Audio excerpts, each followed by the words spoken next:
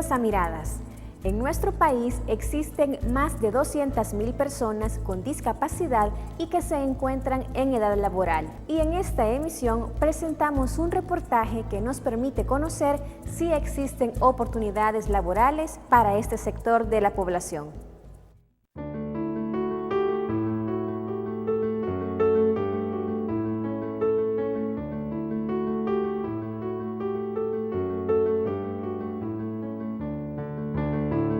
Y aquí estamos, nuevamente como todos los años, haciendo sentir nuestra presencia ante la sociedad y haciendo ver al Estado salvadoreño las carencias en el cumplimiento de los derechos humanos para las personas con discapacidad. Cada 3 de diciembre nos juntamos para demostrar que no somos invisibles. En El Salvador viven más de 230.000 personas con discapacidad, ya sea auditiva, intelectual, física o mental.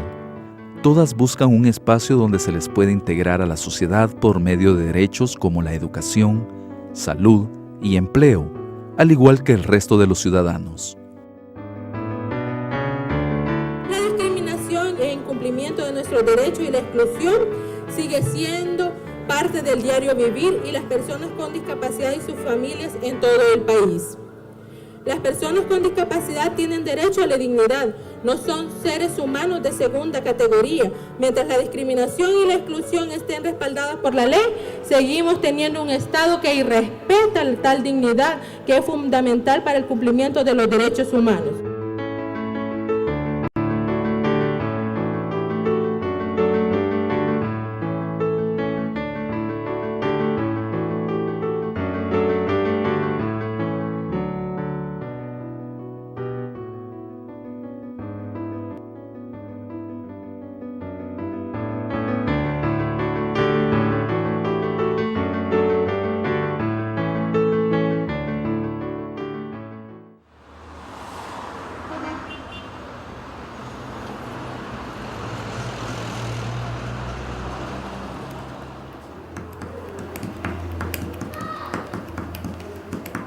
Soy una persona que ha tenido que batallar desde pequeña, ¿verdad? Con muchas dificultades.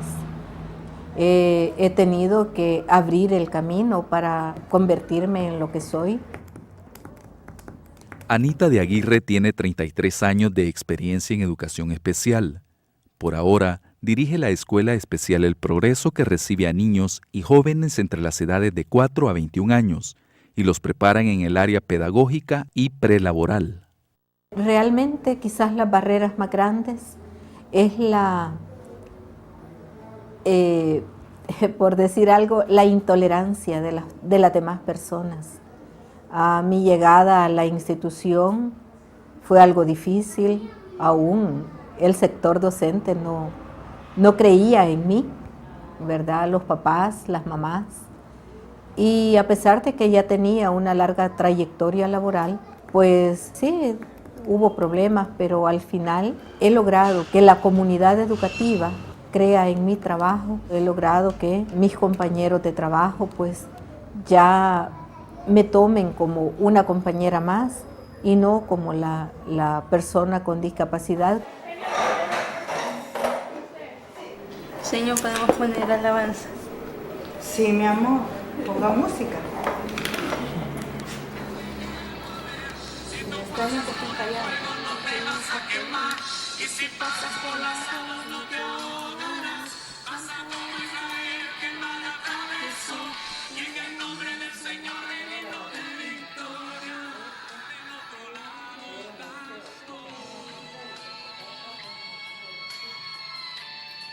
Aquí prácticamente ellos se les va desarrollando sus habilidades en el área laboral, ¿verdad?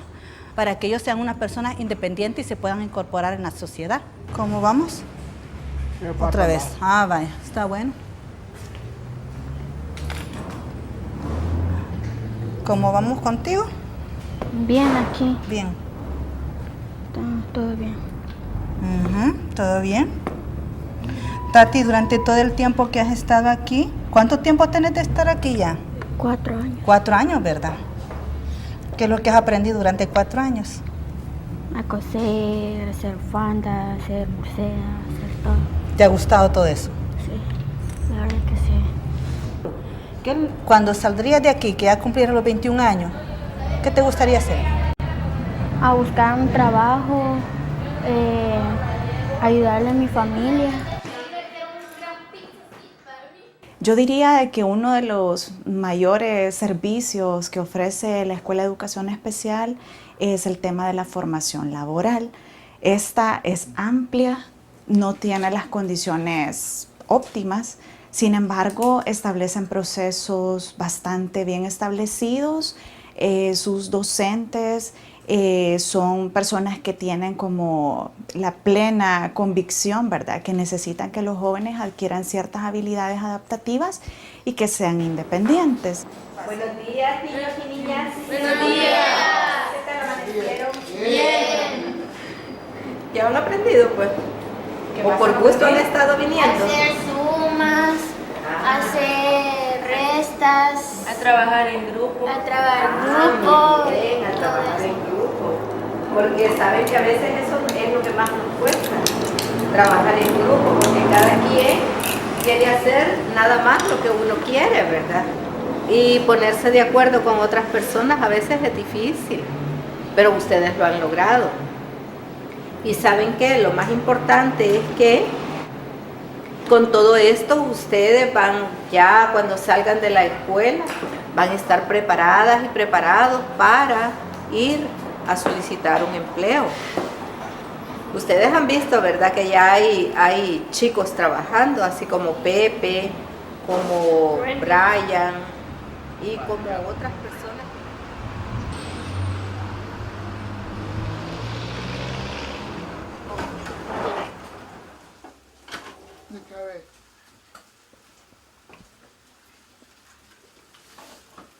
Mi nombre es Jorge Humberto Sosa, soy el papá de José Roberto Sosa Melgar.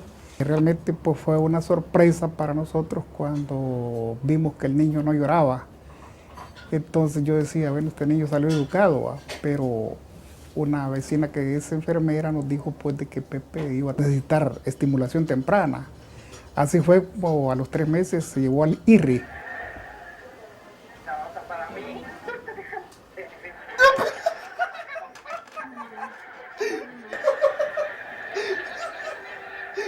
José Roberto Sosa Melgar, conocido como Pepe, nació con síndrome de Down y parte de su educación la realizó en la Escuela Especial El Progreso.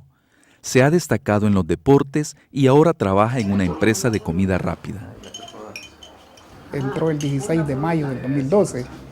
Desde esa fecha pues está en el McDonald's y pues es un empleado destacado. A pesar de su incapacidad, pues los jefes me dicen que él sobresale, ¿va?, en disciplina, en comportamiento y todo eso, atención al cliente. Él desde un día antes deja el uniforme del McDonald's listo y platica con él, no te vayas a mover porque mañana vamos a ir a trabajar.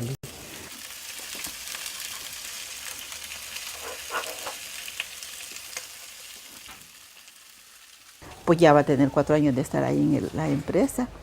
Lo quiere mucho, es muy activo, muy responsable.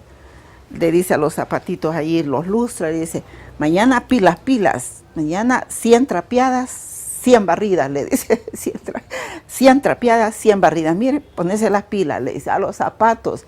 Y él así platica. Los niños, las niñas y los jóvenes con discapacidad intelectual necesitan primeramente que la misma familia crea en ellos, que les dé esa independencia personal que ellos necesitan para poder obtener esa inclusión dentro de todos los campos, dentro de todos los grupos sociales, dentro de la sociedad. Usualmente pues hay un estereotipo de mirarlos como personas incapaces, personas que no pueden desenvolverse, personas que generan lástima, etc. No, es absolutamente una situación, un paradigma que hay que cambiar, ¿verdad? Eso no es correcto, porque una persona con discapacidad es una persona como cualquiera otra, solo que tiene ciertas características diferentes a usted y a mí, pero tienen todas las capacidades de pensar, de razonar, de hacer sus habilidades, sus capacidades, y pueden estar preparados con diferentes profesiones.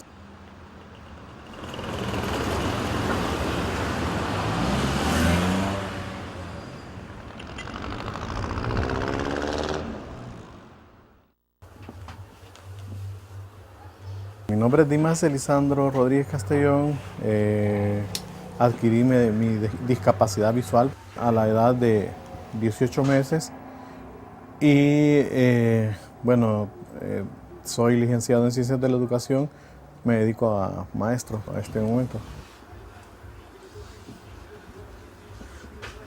La discapacidad fue adquirida por una enfermedad grave que fue mal manejada, o sea, no le dieron los tratamientos adecuados y bueno, esto provocó una desnutrición severa, que es el diagnóstico que los médicos plantearon a la hora de determinar la ceguera.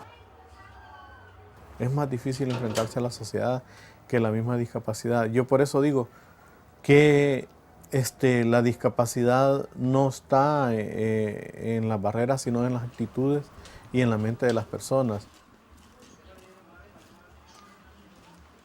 Yo iba para un evento en Suecia que me habían delegado cuando se iba a trabajar por la ratificación de la Convención de Derechos Humanos, y mi pasaje me lo habían comprado para viajar con Mexicana de Aviación.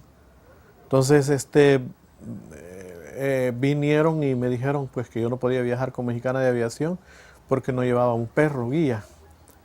Entonces tenía que ir con un perro guía o con una persona. Entonces yo hablé para allá a Suecia y no se pudo resolver. Entonces ellos logré pasar el chequeo y accedieron. Llegué hasta la puerta del avión y cuando iba a hacer el abordaje, el capitán dijo que si yo entraba sin ese perro guía, él no volaba el avión.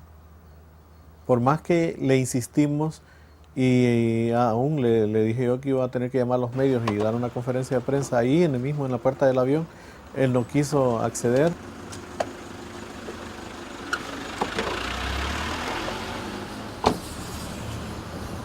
El perro a uno no le sirve de mucho en un momento de accidente. Bueno, ustedes han visto que en los accidentes nadie se salva de aviación, ¿verdad?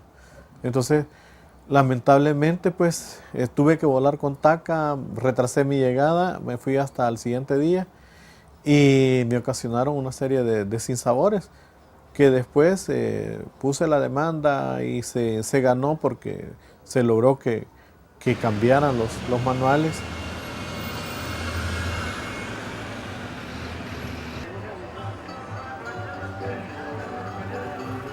Fue uno de mis primeros instrumentos que yo aprendí a tocar y que gracias a este instrumento y al piano y a veces hasta la batería, lo que era necesario tocar, pues y si yo lo podía hacer, lo hacía para poder salir adelante y hacer mis estudios.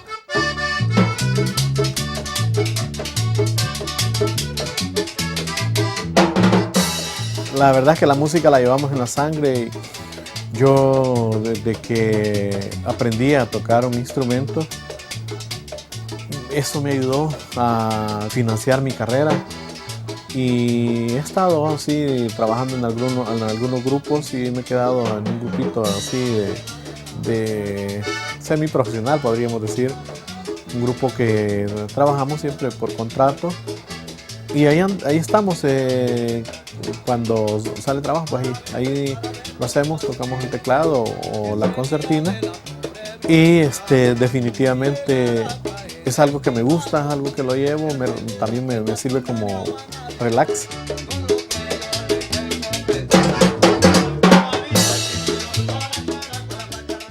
En los últimos años ha habido una notable mejoría. Usted sabe que la Ley de Equiparación de Oportunidades establece que por cada 25 trabajadores debe de ser contratada una persona con discapacidad. En el transcurso de los años ha habido todo un proceso de divulgación, de concientización con el empresariado público y privado, ¿verdad? y ha habido algún nivel de avance, pero el porcentaje no se cumple, ¿verdad? Y hay que reconocer incluso de que la misma ley es permisiva en cuanto a que la multa que aplica es muy baja. Según datos del gobierno, la discapacidad tiene un empleo del 5% de las personas con discapacidad estamos empleados supuestamente, pero son grandes las cuentas que hacen porque para nosotros no llega ni siquiera al 2% de la discapacidad los que están empleados. Entonces sí estamos mal, o sea, en cuestión de empleo estamos mal.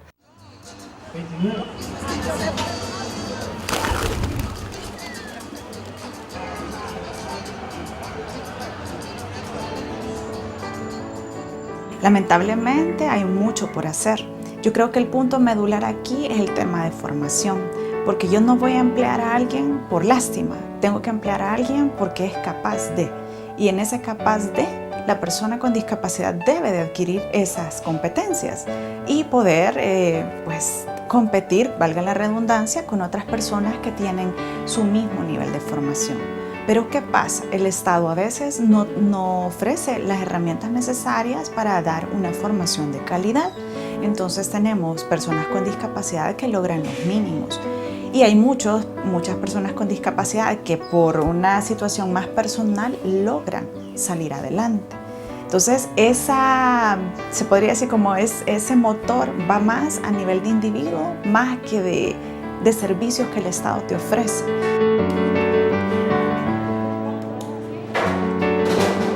Derribar las barreras actitudinales, mentales y luchar integralmente porque las barreras arquitectónicas se vayan reduciendo.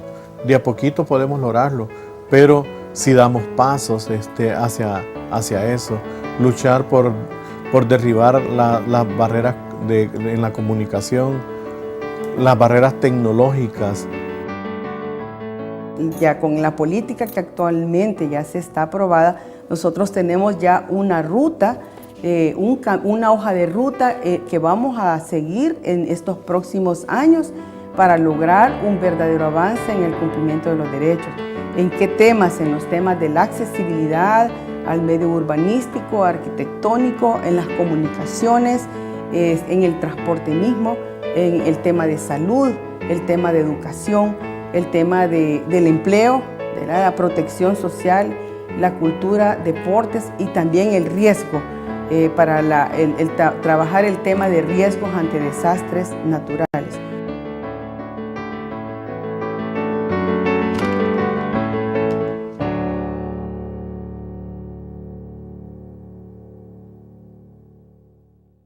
Son muchos los esfuerzos que realizan las personas con discapacidad para ser incluidos en la sociedad y formar parte del mundo laboral como un derecho que tienen todos los ciudadanos. Es momento de nuestra sección Punto de Vista de la UCA. La Declaración Universal de los Derechos Humanos y todos los pactos internacionales sobre los mismos reconocen y proclaman que las personas deben gozar plenamente de los derechos humanos y de las libertades fundamentales sin distinción de ninguna clase. Sin embargo, en muchos países y también en El Salvador, las personas con discapacidad y sus familias son un grupo social excluido con enormes dificultades para ejercer sus derechos y acceder a los bienes y productos que se consideran normales para el resto de la población. La discriminación a veces inicia en el mismo hogar. Muchas familias no han recibido la formación necesaria para atender a un niño con discapacidad. No saben cómo deben tratarlas y a menudo piensan que no es bueno que jueguen con otros niños por temor a que se hagan daño. No es inusual que los progenitores sientan pena por sus hijos discapacitados y no consideran conveniente que salgan a la calle o vayan a la escuela. Es común que muchos padres, pensando actuar bien, sobreprotegen a su hijo a causa de la discapacidad y no facilitan su socialización, crecimiento y desarrollo en condiciones de igualdad respecto al resto de niños y niñas. Un paso importante para avanzar en la inclusión es que los padres tengan una formación adecuada y conozcan cómo apoyar a su hijo o hija. Tampoco la sociedad hace mucho por la inclusión de las personas con discapacidad. Es muy común que ante una persona con discapacidad no sepamos qué hacer ni cómo debemos relacionarnos con ella. Y a menudo las personas con discapacidad se enfrentan a un sistema educativo y laboral que es excluyente y no disponen de programas integrales de habilitación y rehabilitación y tampoco pueden recibir la atención médica que requieren. El último censo de la DIGESTIC arrojó que unas 235.000 personas viven con algún tipo de discapacidad. Ello representa el 4% de la población total del país, aunque esa cifra es considerada insuficiente por organizaciones que conocen bien el tema, entre ellas la Organización Panamericana para la Salud, que afirma que es muy posible que sean 800.000 personas las discapacitadas en El Salvador, tomando en cuenta el conflicto armado que dejó a muchas personas lisiadas de guerra. En El Salvador tenemos una buena norma jurídica que ampara los derechos de las personas con discapacidad, como es la Ley de Equiparación de Oportunidades para las Personas con Discapacidad. Pero en la práctica la ley no se cumple y nadie vela por ello. Es necesario que todos tomemos conciencia de esta realidad y que conozcamos la ley y hagamos que ésta se cumpla, que aprendamos a relacionarnos con las personas con discapacidad, pues ellas son iguales a nosotros y no podemos cerrarles las puertas. Ellas tienen ganas de vivir y relacionarse, desean realizarse como cualquier otra persona. No les neguemos esa posibilidad, no las discriminemos, aumentando con ello su sufrimiento. Trabajemos por incluirlas.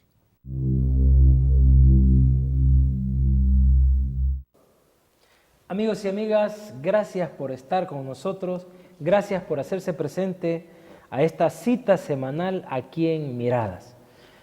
Les acabamos de presentar un reportaje muy especial para nosotros y es que en el programa tratamos de abordar aspectos importantes de la vida del pueblo salvadoreño.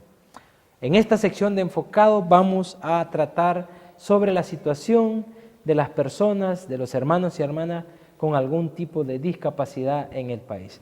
Tenemos el gusto de contar con la presencia de Wilfredo Herrera, él es de la Asociación Angelitos.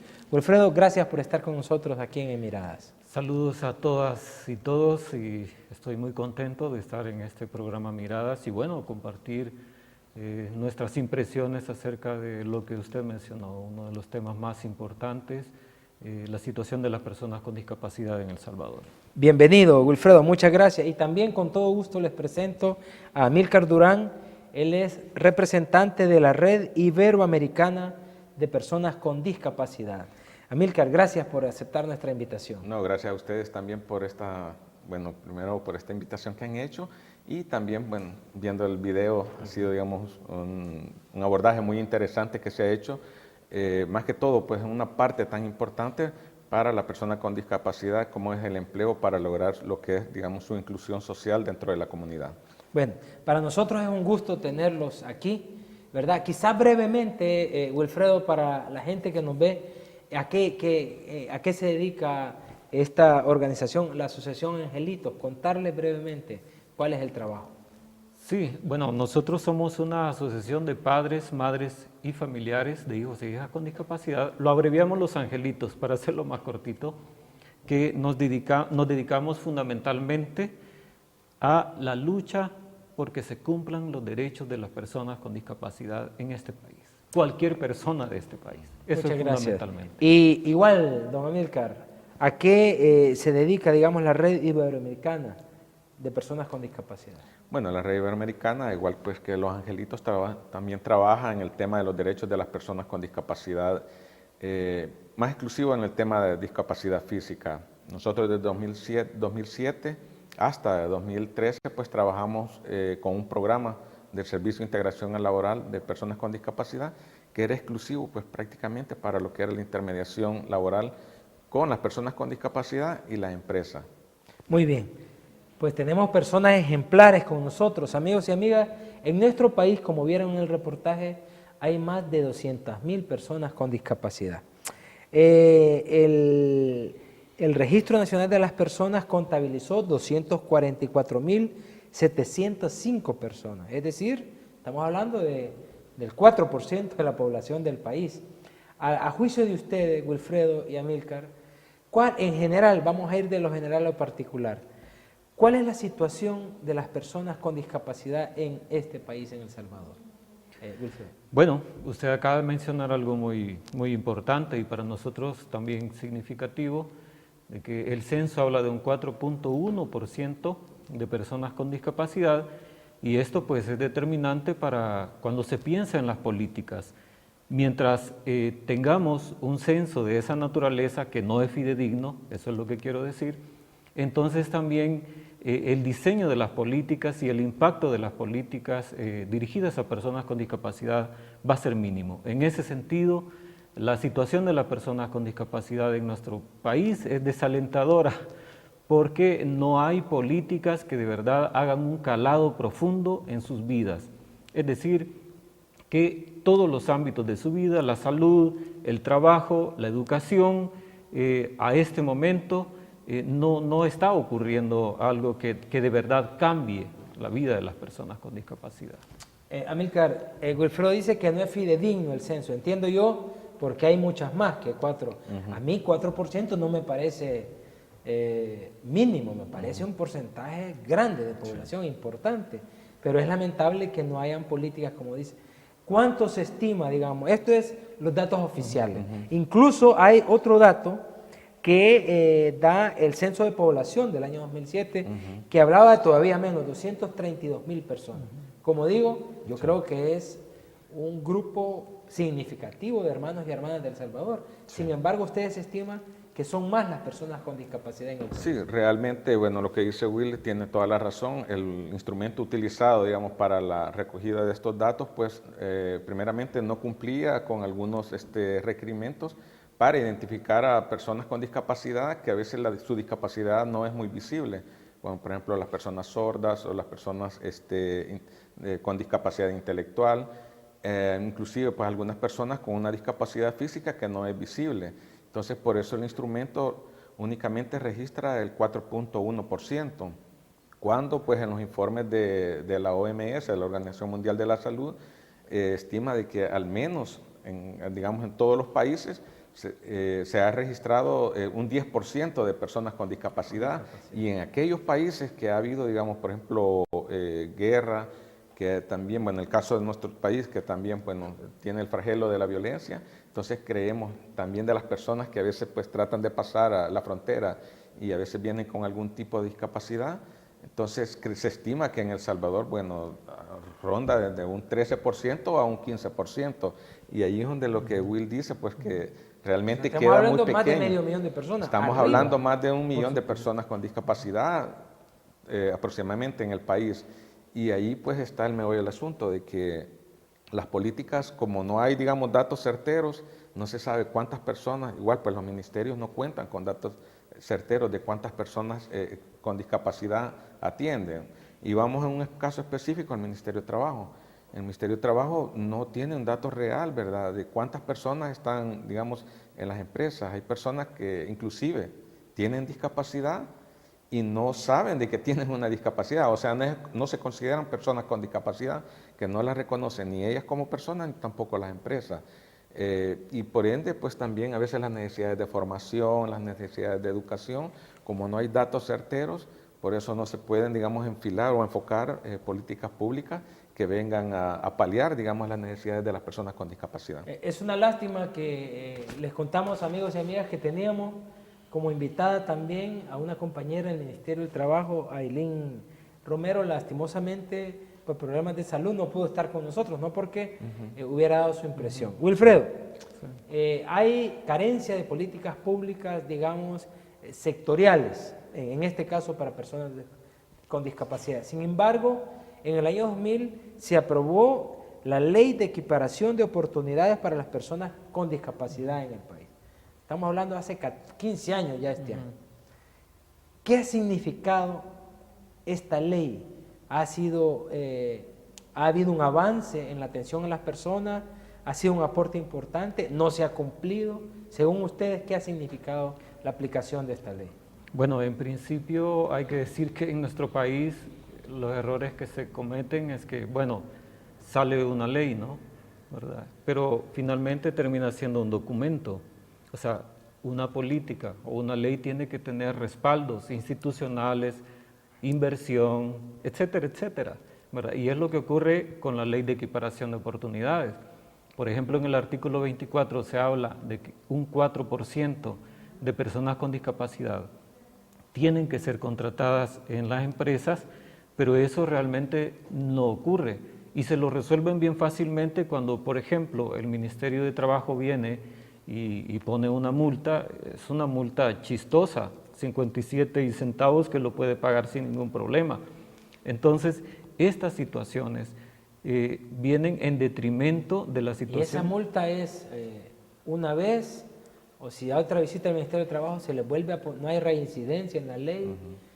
No se contempla si la infringió? Por ejemplo, lo que dice Wilfredo es que en la ley dice que por cada 25 personas trabajando en una empresa, por lo menos una debe tener algún tipo de discapacidad. Eso dice la ley. Sí. Eso no se cumple.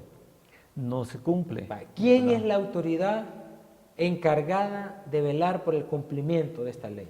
¿El Ministerio del Trabajo? Correcto. En este caso, como decía Amílcar, es el Ministerio de Trabajo el responsable de verificar que esta ley se cumpla.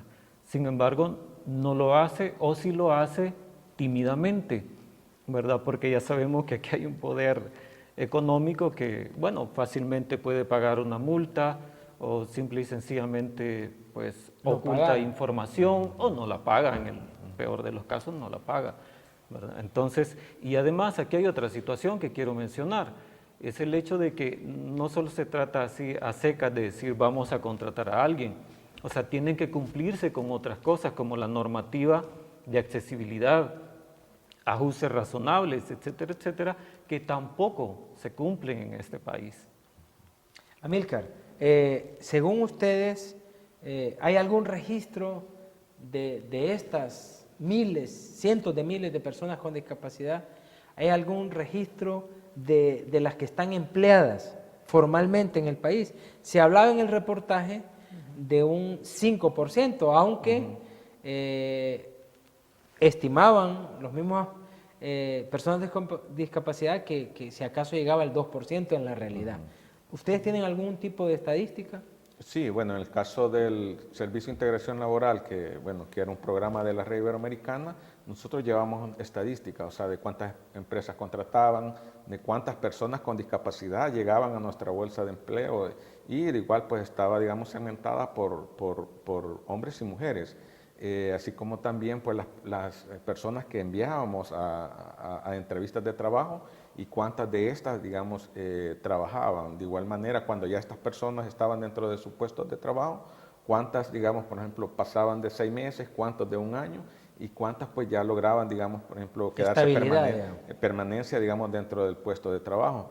Porque lo que dicen, bueno, que programas acá han habido, digamos, para lo que es la intermediación laboral. De hecho, pues también el Ministerio de Trabajo tiene una unidad, digamos, para la atención, digamos, a personas en situación de vulnerabilidad, que ahí pues está, por ejemplo, personas viviendo con VIH, tercera edad, me parece también jóvenes en riesgo, madres solteras y personas con discapacidad. Entonces, lo que ha pasado es que a veces el Ministerio de Trabajo como que no ha tenido, por ejemplo, los mecanismos idóneos para poderle dar seguimiento al programa de inserción laboral. En el caso de los programas que han sido, bueno, muchas veces parte de algunas ONGs, como el caso, bueno, SIL teníamos nosotros en la red iberoamericana, por ahí pues Ágora tenía un programa exclusivo para personas no videntes, Poeta tenía también un programa de formación y también de colocación, Funter, y otras que por ahí han estado, y cada quien ha tenido, digamos, sus estadísticas, pero muchas veces como que no ha habido, digamos... No hay un estimado que ustedes tengan. No hay un estimado, cada quien maneja, digamos, sus estadísticas del trabajo que realiza. Por ejemplo, en el caso de nosotros, desde el 2007 al 2013, que duró, digamos, las 2 fases del proyecto, se logró una colocación alrededor de unas 650 personas. Entonces, estimamos que alrededor de un 60%, pues, estas personas lograron su estabilidad permanente. Las otras, pues, por diferentes razones tuvieron que abandonar o en el camino, pues, tuvieron que renunciar o fueron despedidas, por lo que decíamos, porque muchas, pues, a veces por su capacidad o a veces por su misma discapacidad, no logran permanecer en su puesto de trabajo. Wilfredo hacía una crítica de fondo. Me recuerda las palabras de un analista que decía que aquí somos expertos en crear leyes, pero no nos preocupamos por la institucionalidad que las haga cumplir. Bueno, pasó con la Ley de Acceso a la Información Pública, se creó una ley muy buena y demoramos más de un año en tener un instituto. Y para colmo, tardamos en darle financiamiento. ¿Qué alternativas hay a esta situación según ustedes, según la organización? Es decir, tenemos una ley que se aprobó en el año 2000, que da una oportunidad laboral a las personas con discapacidad, sin embargo no se cumple. ¿Qué alternativas hay para hacer cumplir esta ley o para mejorarla, para hacerla más realista, más aplicable? Bueno, interesante pregunta porque nos da la pauta de mencionar que como organizaciones hemos estado trabajando el año pasado muy intensamente en un anteproyecto de ley, ¿verdad? La Ley de Inclusión de Personas con Discapacidad, en donde en uno de sus artículos, que tiene alrededor de 113 a 115 artículos, pero en uno de ellos nosotros hemos redactado que debe existir una asignación presupuestaria en todos los ministerios del 5% destinado al beneficio de las personas con discapacidad. Este beneficio pues significa el diseño de programas, acciones, ¿verdad?, etcétera, etcétera, que ayuden a que las personas con discapacidad se integren, ¿verdad? ¿Esta propuesta de ley vendría a sustituir a la del 2000? Correcto. O sea, se derogaría la ley de equiparación de oportunidades. Exactamente. Muy bien. Y de momento, para decirle, perdón, está en Casa Presidencial siendo revisada por el equipo técnico jurídico, ¿verdad?, de Casa Presidencial, y nosotros estamos pues a la expectativa de que siga avanzando. Yo les comentaba fuera de cámara a Milcar que en Honduras yo vi una campaña de una asociación de personas con discapacidad y que me quedó grabado el lema, el eslogan, que era: sin oportunidades no se demuestran capacidades. Es decir, hay capacidades, lo hemos visto en el reportaje, ustedes son, Amílcar es un gran ejemplo de eso. Sin embargo, si no hay oportunidades, no se pueden, eso le pasa a uno también. Uno puede ser capaz de muchas cosas, pero si no le dan la oportunidad, no. ¿Cómo podemos hacer desde la UCA, desde las empresas, para apoyarlos en esta ley? ¿Qué podemos hacer? O la gente que nos ve a través de la televisión, en su casa, en su trabajo, ¿qué pueden hacer para apoyarles? ¿Qué podemos hacer? ¿Hay alguna campaña, firma, o qué podemos hacer nosotros para apoyarles? Bueno, yo creo que en este caso el máximo responsable, digamos, para lograr, digamos, una inclusión real de las personas con discapacidad, pues el Ministerio de Trabajo. El Ministerio de Trabajo tiene que cambiar, digamos, su óptica. Bueno, si bien es cierto, bueno, ellos tienen un trabajo, por ejemplo, de inspección. Por un lado tienen lo que es la inspección, digamos, hacia las empresas y hacia las instituciones también públicas, y por otro lado también tienen lo que es gestión y colocación. Entonces, esta, digamos, metodología funciona para personas que no tienen discapacidad. O sea, la gestión y la colocación. ¿En el ministerio hay alguna sección, un departamento exclusivo para personas con discapacidad? Sí, pero de igual manera, sí hay, pero de igual manera casi lleva la misma visión que de gestión y colocación. Y tiene que, en el caso de las personas con discapacidad, tiene que ser intermediación laboral, que es lo que ahorita pues el Ministerio de Trabajo, dentro de los mecanismos que tiene, no lo tiene. O sea, por un lado tiene que, por ejemplo, contar con más recursos personal, y también con herramientas exclusivas para la atención a personas con discapacidad. Y digo esto porque en lo que es la intermediación laboral tiene que haber, por ejemplo, un trato, digamos, personalizado con la persona con discapacidad, y así como también tiene que haber, por ejemplo, un trato a las empresas. Digamos, en la cotidianidad, la persona trata de adaptarse a las oportunidades que da, digámoslo así, el mercado, la oferta laboral. En este caso, la intermediación se refiere a que hay que buscar adaptar el puesto a la persona para que demuestre productividad. Para demostrar las capacidades para poder ser porque si no, claro. no se trata. Entonces, lo que le hace falta al ministerio, entre otras cosas, es esta labor de intermediación laboral, de adaptar un puesto a las características de la persona. Claro, han habido, por ejemplo, aquí hay experiencias, Ecuador tiene una experiencia bien interesante, la tiene también España, la tiene México, la tiene Estados Unidos, por ahí Argentina también, digamos, y han sido, digamos, muy exitosos en el tema de la intermediación laboral de personas con discapacidad, porque realmente, bueno, el Ministerio de Trabajo no puede ser juez y parte, o sea, que en su momento llegue a exigir que cumple, pero también, digamos, a veces como al poco forzado, a veces coloca a las personas con discapacidad. En el caso de Ecuador en específico, bueno, el CONAIPD, digamos, ha dado como una subvención a una entidad de personas con discapacidad, en este caso a la Federación de Personas con Discapacidad, FENADIF. A ellos les ha dado, digamos, por ejemplo, el Servicio de Integración Laboral con una subvención del Estado y por otro lado también de las empresas que no logran colocar a personas con discapacidad, fondos para que ellos logren, digamos, por un lado, capacitar a las personas, darle todas las herramientas para que el momento que ingresan a un puesto de trabajo sea un puesto adecuado para que ellos puedan desempeñarse. Acá nosotros, ahí como por más o menos como el 2002, finales de 2011 y 2012, hicimos un plan piloto con la regional, por ejemplo, de Sonsonate y la regional de Santa Tecla. Entonces colocamos digamos, un promotor laboral del SIL en cada uno de estos departamentales y, claro, o sea, a veces las personas que iban a supervisar, digamos, las empresas, derivaban al SIL para que él fuera, digamos, la institución encargada de insertar e intermediar para la inserción laboral de las personas con discapacidad.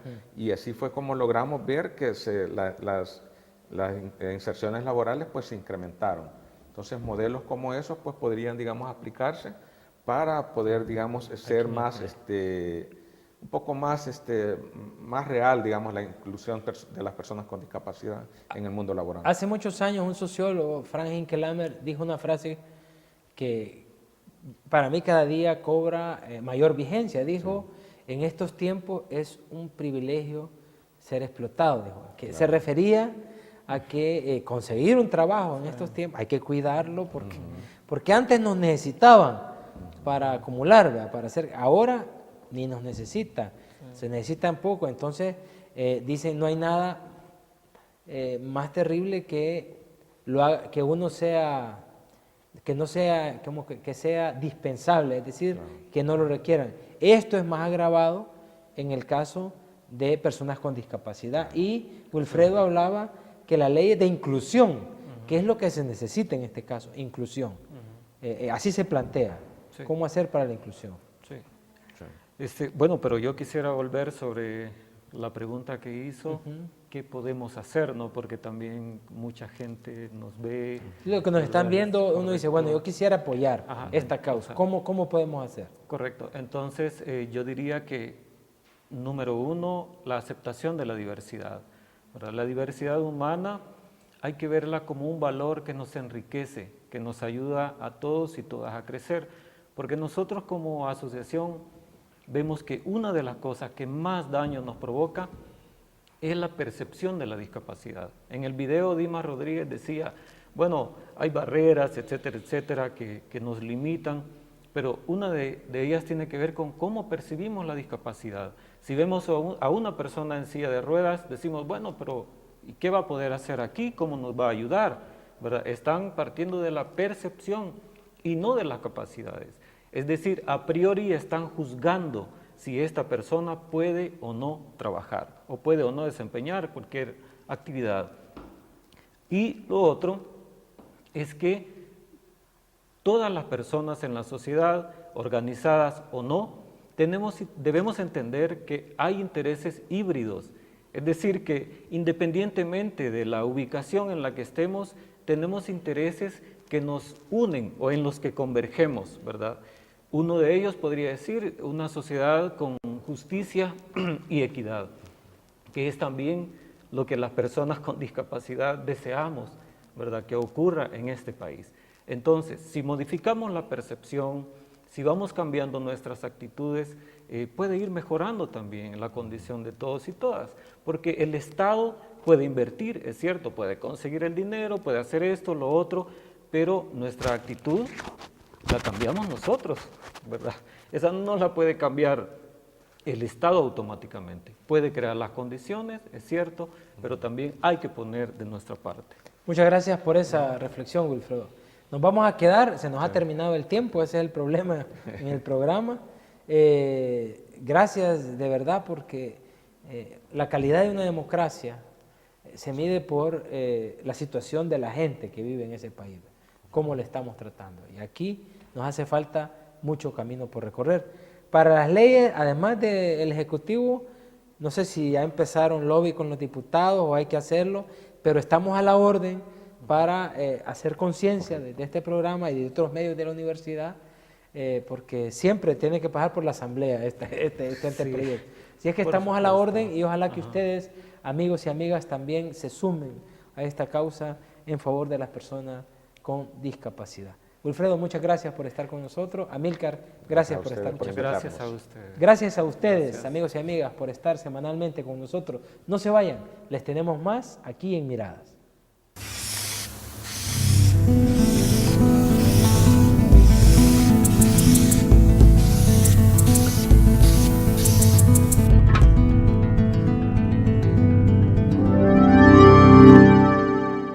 Agradecemos su sintonía y lo invitamos a participar con nosotros en nuestras redes sociales, en Twitter @audiovisualuca y en Facebook y YouTube Audiovisuales UCA.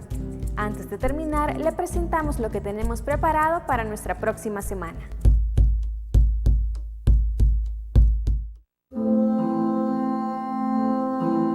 Hablar de ese enero 32 para mí es bastante doloroso, pues, porque aunque no lo viví en carne propia, mi papá contaba con 27 años de edad que ellos fueron unas personas que vivieron en carne propia lo que se vivió a estas alturas, como para poder ser testigos.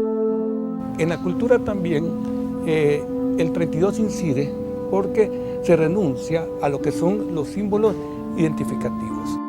Todos aquellos elementos o aspectos que identifiquen como indígenas tienden a ser invisibilizados.